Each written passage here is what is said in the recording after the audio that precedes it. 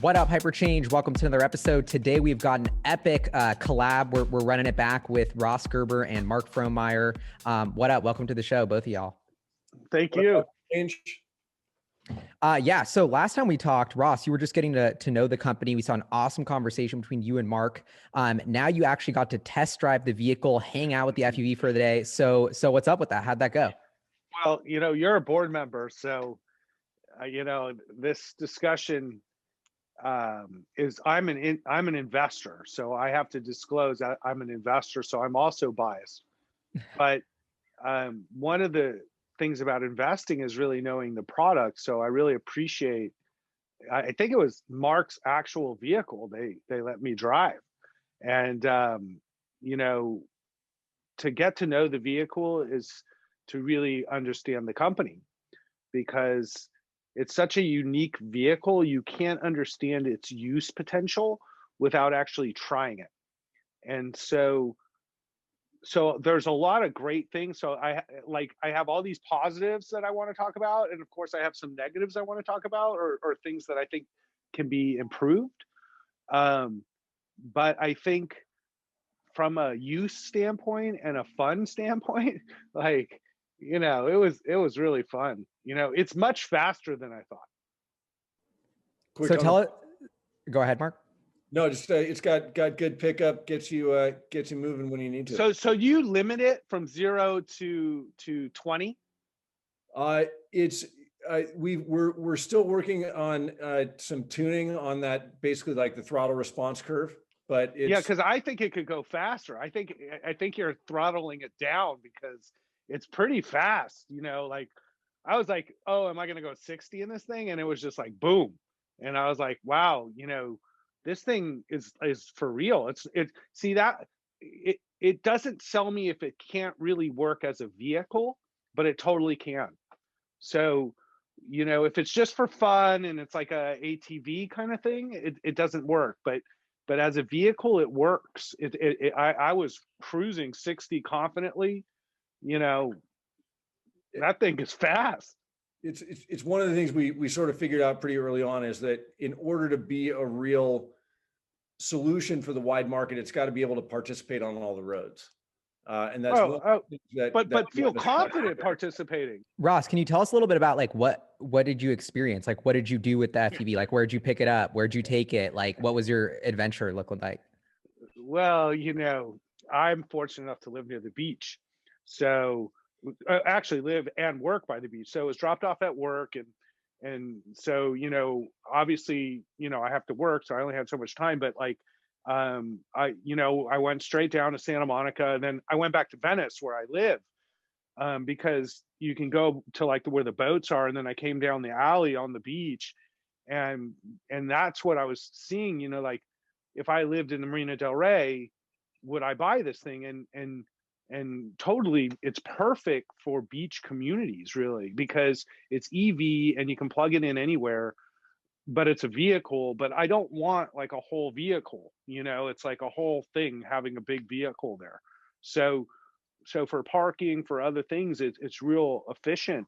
But also from a utility perspective, there's so many people involved with delivery of something. This is a real effective tool for that too.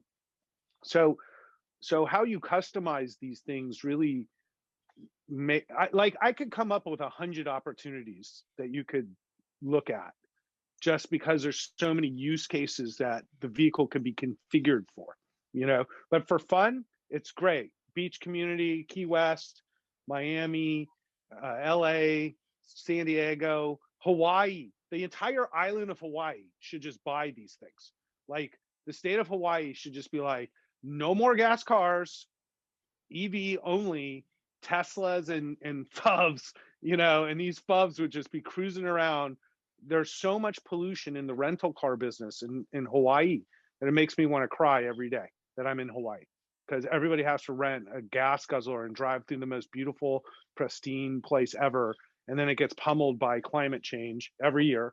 And it's like, how are people, the tourists, helping? And it's like, so there's so many use cases.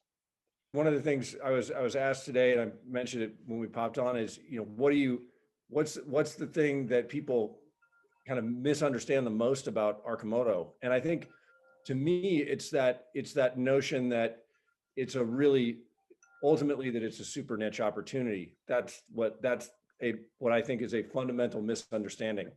That in reality, the use case for the platform is super wide.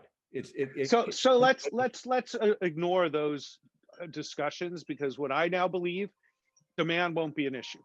Okay, so if you can make vehicles, these things right, you should be able to sell all of them. So, you know, I think that's just having a marketing strategy that works. So like, I don't think demand is the issue. I think supply is the issue. I think the question is, how many can you make right away? You know, how customizable is it? How much time does that take to configure it differently? I think it needs more technology. You know, I think it should be like the Lime app, you know, or like the or these scooter apps where it should be an app on my phone. I should be able to track these things for fleet management. It might cost a little more, but you got to put like a little computer in there or something so that you can avoid keys and use apps. So then you could use that rental model where people could just rent them directly on their phone and walk and just sit in them and boom, you know, and like maybe you don't even sell them. Maybe you just start a company where you make these and you go to these places and you just rent it, and that's that, and it's an app and you're done. But the question is, can you make them? And how many can you make, and how fast can you make them? In a year, how many are you making? In 2 years, how many are you making? Right. No, we've and this is something we outlined pretty specifically, is that we don't actually believe demand is the problem at all. That we think our fundamental challenge is getting to mass production on as swift a timeline as we can. So that's why we bought the new facility, or that's why we are buying the new facility. That's why we're working with Monroe and their whole team to plan out true scale production. I love that you're thinking down the road of vehicle sharing, vehicle rental, app integration, and that's, you know, that is all functionality that we have baked into the vehicle. So it's got the Bluetooth chip and the Wi-Fi chip and the you know, capability to do ultimately over-the-air updates. It's just those are all features that we're going to be rolling out over time. Yeah, because like if you look at the front panel part, and it's just like, because the way you can put, like, let's say an iPad or a phone in there, let's say, as your screen, like your Tesla screen, that is really a cool concept, because you don't have to put the screen in. People are fine with their own screens. Yeah. And what you got to do is limit their ability to get messaging so they don't die.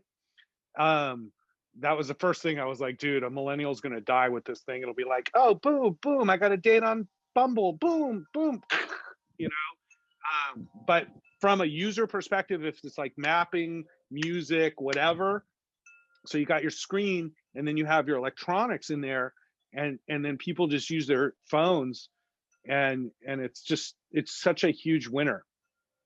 I just see it. So Ross, what surprised you the most about looking at it online and like knowing about the Arcimoto and then the test drive? Like how did your perspective change? Okay, so like, you know, people are gonna laugh at me because I'm considered old, but I have a misperception that I know what's cool, and so I believe in this misperception. So that's all that matters. So me feeling like a geek driving this thing, you know, it's not my thing, you know. Like, I try to be cool, and you know, driving this thing, am I gonna feel dumb? So I was really curious to people's reactions to it as I was driving, and ultimately, you know, you're driving down by the beach, so you can see, you know, young people's reaction to it. So old people love the thing. So, you know, you've got the old people sold. My mom was like, "Oh, you're getting one of those?" I was like, "Mom, like, what are you talking about?" So old people will buy this thing. You go to Florida, boom, done. You know, like, people will buy them. They'll be racing around. It'll be a problem. You'll have to have. That's why I have to have an app. so you can turn down grandpa to like 28 miles per hour, you know, like you don't want grandpa to go Definitely. to full 60. This Well, is the whole thing. that's true Tracking. It's like the as kids well. took it, Yep. like in Laguna Beach. Okay. So boom, the kid wants to take it, you know, is it legal for a kid to drive this thing or is it a car? It's a motorcycle. So you've got to have in California, you can drive it with just a normal driver's license, but you've got to be a legal driver. So And that's one of the things, you know, having 17 or something. like parental controls. Okay, so you have to be, because my kid was like, oh, I wanted to drive it. I was like, no, it's not.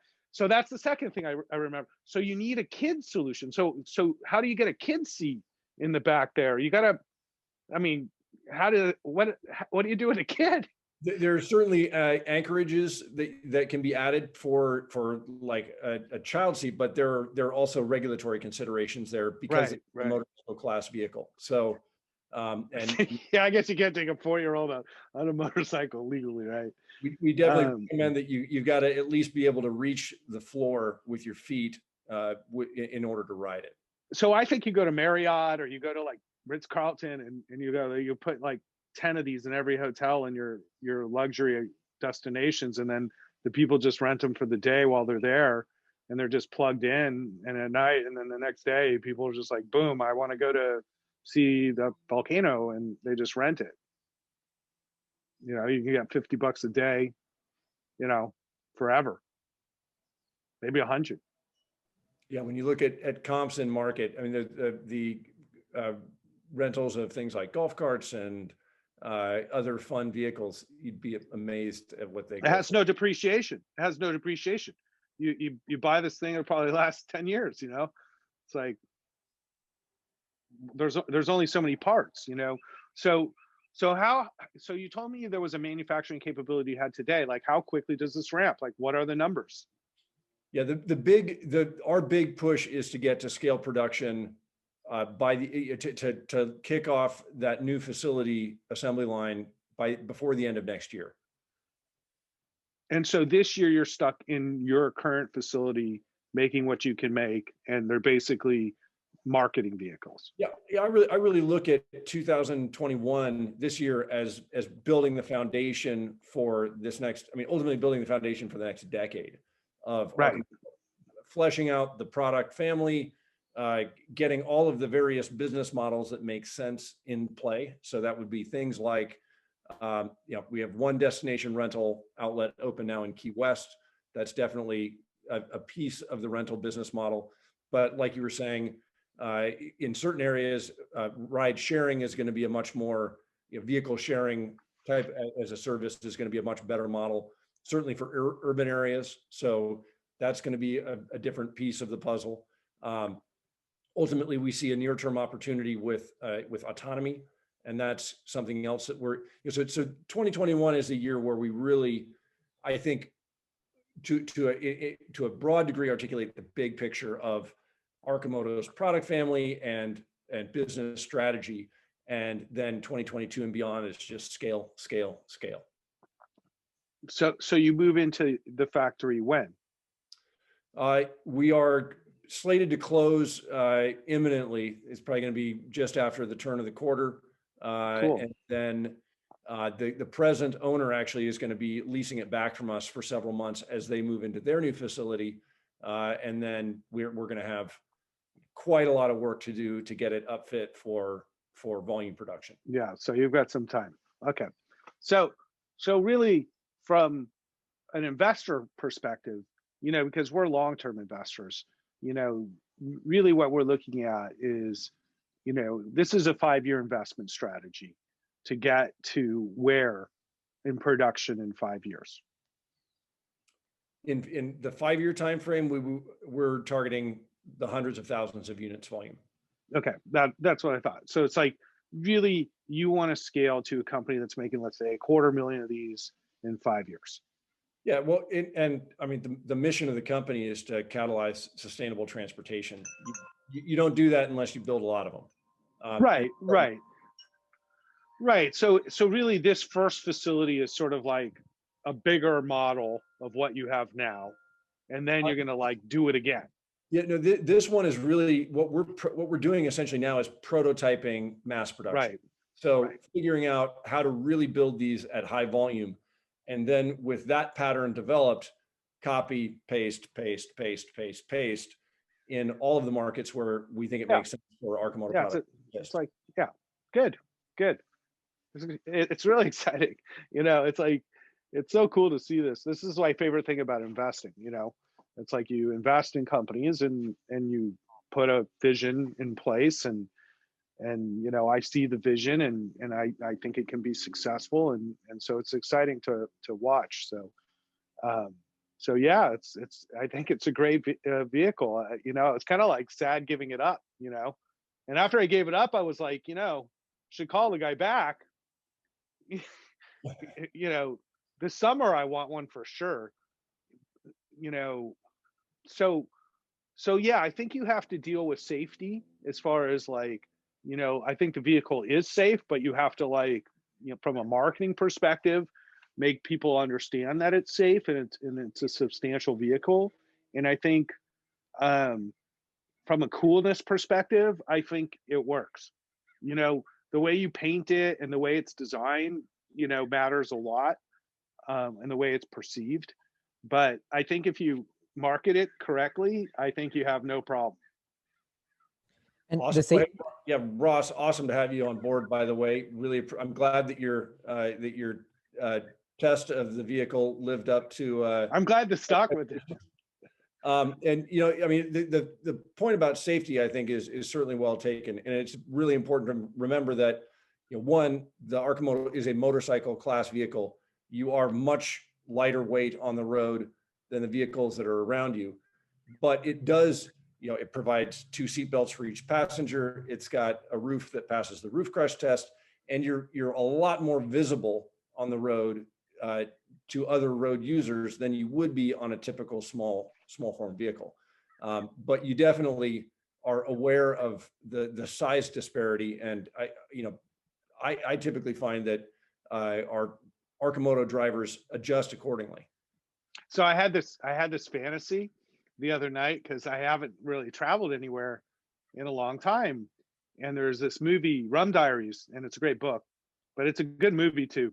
And they're driving, I think, in Puerto Rico and on the coast, and it's just magnificent. Like, but for me, when I was a kid, it was Jamaica, and I used to drive around.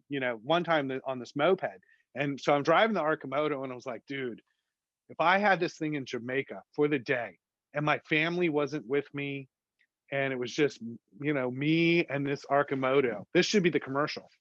um Driving, like Negril, go to Rick's, or whatever. I think it's still there, I don't know. And it's just like, and it's quiet. And so I had Led Zeppelin on, so I was playing Zeppelin 3 is what I was playing. And I'm just like, dude, this is kind of my thing I want to do next. I got to get one of these out in Jamaica by myself with, Bob Marley going, and just cruise from town to town. And it's quiet. So it's incredible to experience, and then the motorcycle guy's like, vroom, and I'm like, it's nice to be there and hear the music and cruise. Well, Amazing. we were just in we had a couple team members out in Daytona for Bike Week, and they were amazed at just how well received both the fun utility vehicle and our new Roadster were received out there by the kind of the biker crowd. When you put somebody who rides a motorcycle onto a vehicle that is quiet, that doesn't, that's not constantly shaking, a lot of people actually really appreciate it. Well, we were right near the Bartles. It's like a huge Harley dealership in Venice. And I was like, we should just pull in and see what they say, like, they'd be like, wow, that's cool, or what the hell is that? But we didn't do it. Next time. It would have been bold. It kind of reminds me of like the boat thing. Like, why do boats need to go electric? Nobody has a boat because they're too loud and they pollute and the maintenance is a It's pain. horrible. Like, that's the same kind of trifecta that motorcycles have as well. And so I feel like that once you get over a lot of those hurdles, that'll actually expand the market. And the safety thing is so interesting about, and it kind of goes along with your whole like Jamaica vision, because it's like we have cars on the road and there's this explosion of like scooters, e-bikes, all this, Right. and they're all have this safety problem because we've decided to have these huge cars on our roads everywhere. And so I think a big E-bikes are huge. yeah. And so I think a big part of the solution is like, let's rethink our cities. Like I was even reading like Manhattan wants to really close a lot of roads to cars. Like we should, like I live in this kind of like near the lake part of Seattle. It's like we should close off this neighborhood for all cars and only have bikes. Like it'll make it a gazillion times better. And I think that's going to be a big part of city planning in the future, or I hope it is, because otherwise every single time we try and come up with a smaller form factor vehicle, it's just we're always going to run this roadblock of like, yeah, your SUV is safe for you, but it's a nightmare and super dangerous for everyone else on the road. And one time Mark had this, he told me this thing that really stuck with me, which is like our mentality has to be less about what's in it for me, what's best for all of us. And so I think I think there's like a big opportunity here to rethink how we plan our cities to get around this problem. You know, in some ways, the pandemic forced certain changes. Like when I was in Venice, they've, you know, because the restaurants are on the streets now, and then they've now made more room for bikes. There's really no room for cars, anyways, you know? And I was like, you know, exactly what you're saying is true. Not only is it the rethinking of the cities, it's the rethinking of the way we work and how the workforce is best utilized, you know, and there's so much opportunity in that for companies like Arcimoto and e-bikes, which you mentioned, which now like so many people I know have. And I was looking at one the other day because they have these ones that work on the sand, and you can like, I guess they banned them already in like Manhattan Beach, but they look so much fun, and you can like e-bike through the sand, like on in the water almost, you know. I was like, that looks so much fun. I'm gonna buy one, but I didn't yet. And I think there's gonna be electric everything. So it's like every category of vehicle type. Because I have an electric skateboard from this company Boosted that actually went out of business, and I love this board. This and I'm a skater, and I could die skating because I'm old enough that if I make a mistake, I would die going at that speed in my neighborhood. And I ride this thing confidently. You know, it's such a good vehicle. It's such a good skateboard. And I'm sad they went out of business. But I think whether it's like skateboards, bikes, Arcimotos, Teslas, semis, you know, SUVs, buses, and boats. You know, why, Callie, why isn't there more boat EV solutions? Is it the weight to battery ratio issue or in water? I think a lot of it has to do with the battery technology not being ready. And then the water, like if you get any water in your battery pack, that's a disaster. And so, yeah, and I honestly, I'm actually an investor in this company called Pure Watercraft that does Seattle, is doing electric boats in Seattle. There's a lot of startups trying, but no one's cracked the code. It feels like it's just the technology is not quite ready. But I'm all about it because I also think they pollute in our waterways, these boats. Not even Oh, about it's like they disgusting. just leak those little oil trails in the water. Yeah, It's like, what is yeah. this? You know? And like if I when we talk step in about it. yeah, and it's like snowmobiles. I hate snowmobiles because they're so loud. Like what you were saying about the Arcimoto, like you can enjoy the beauty of a motorcycle is you're outside enjoying nature. But how are you really outside enjoying nature if you only hear the sound of you burning dinosaur juice, Yeah, trembling to hang on for dear life while it's literally combusting under your butt? That yeah. sucks. You know what I mean? And so No, but I think there's this whole perception change that's happening that, you know, I'm glad that we were somewhat a part of in that years ago, it was really almost like screw these EV people, you know, it was like there was so much anti-EV propaganda. And now the tide has changed because obviously the weather's so bad, there's no like food and water in Texas, you know? And so like when you're forced to forage for food and heat, that usually gives you some incentive to start believing in climate change. And those solutions all of a sudden matter. And it's like, oh, Tesla built a huge battery for Texas. So it's like, yeah, how are you going to build a gigafactory in a place that can't heat people? You know? And so obviously Elon knew that from the beginning and he has a solution. And so like when you think about moving the perception from everything being oil solution, from the gardener's like leaf blower to, vehicles to whatever, now to an electric solution for everything, or solar. um, the tides turn now. The tides turn, and so this wave is happening, which you're a part of, which is why we're investing in this wave of things and solutions in all these areas. So I'm curious, maybe we can wrap it up with Ross, to the people who are thinking about test driving an Arcimoto, like what can you say after your test drive? Like, I know for me, that's when I became a believer in the company. Like you said, you got to do your homework and try the product.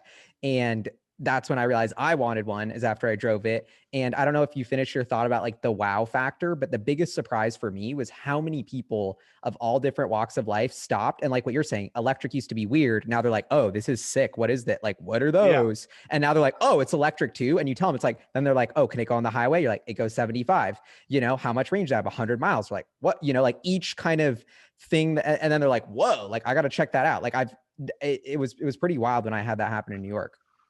So think about it this way. The problem with the Tesla solution is the cheapest Tesla you can get today for real is 40 grand. Okay. So that's a payment of, let's say, 600, 650 a month. So I want to go electric, but I just can't afford it. Okay.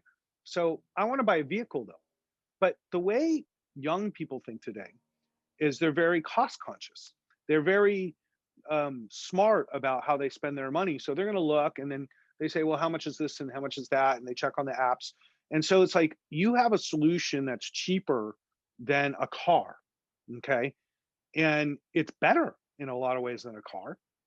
And it might even solve more solutions for that person than a car. Plus, how I sell Teslas is your cost of operation is zero. You have no maintenance and you have no gas. And so it's just, negligible. You just drive this thing forever, and you plug it in like a scooter. And so to me, it's a financing and marketing thing. It's not a demand thing. So if you can get a financing deal where I can sign up for this thing and maybe no money down, $250 a month, something like that. And you're just coming in where you just go onto the app and you buy the thing, and then it just shows up at your house, and your phone app uses it, and you drive to work that day, and you're going to make a fortune, and you'll make me a lot of money. I mean, it's almost, you think of it, well, you can rent it by the hour, you can do whatever you want. It's day, part of that life. By the month. Yeah. And just have it be very flexible very flexible for users, and ultimately, drive a lot more revenue per vehicle for the company. Yeah. If I want to let my kid use it, I can set parameters. Boom. He goes and uses it, whatever. He's 21. I don't want to let him go 70 in this thing. So, you know what I mean? And so it's super fun. And you have this opportunity to integrate technology with a great EV in the same Tesla model. And, it's the same thing. It's about execution. I think that's the hardest part with EVs. And so, I believe in you, and that's that. You got a lot of work to do, buddy. No kidding. Well, we'd love to have you, whenever you head up north, we'd love to have you check out the operations firsthand. If you just leave a FUB for me here in LA somewhere, Arcimoto.com/pre-order. Pre-order. I don't want to pre-order. I just stare at a pre-order. I'll pre-order one. What I want is, you got to have like Galley's configuring his extra one. Do you have an extra one? Oh yeah, I think Galley's coming down. Take a FUB down, and we'll cruise around in it. You're going to love this, Ross. When I tried to get it, or I didn't try to get a free Arcimoto, but one of the employees suggested that I get a free Arcimoto. And then Mark was like, no way. You can't get a free Arcimoto. Mark's mom paid full price. You got to get in line and just do it. So that's right. So I'm like, you're sloughing, Ross. You might not get yours by summer. I'm going to have mine this summer and just show you. I might have to just roll down to Santa Monica just to flex on you, and you don't have it. You're going to flex on me right now. Yeah. Right now I got to pay for this Tesla I just bought. Yeah. No, the problem, if I bought one, I'll tell you the real problem is my kids. It's my kids, because they would want to go in it every day. And every day it would be, no, your feet don't touch the floor. And every day they would cry, and they would be mad. So I just can't do it until their feet touch the floor. It's sad. Galley doesn't have these problems. All right. Well, thank you all. Yeah, that's life. Thank you so much both for joining. Always awesome to catch up. Really appreciate it. Thank you all for tuning in. Peace. Thanks, Kelly.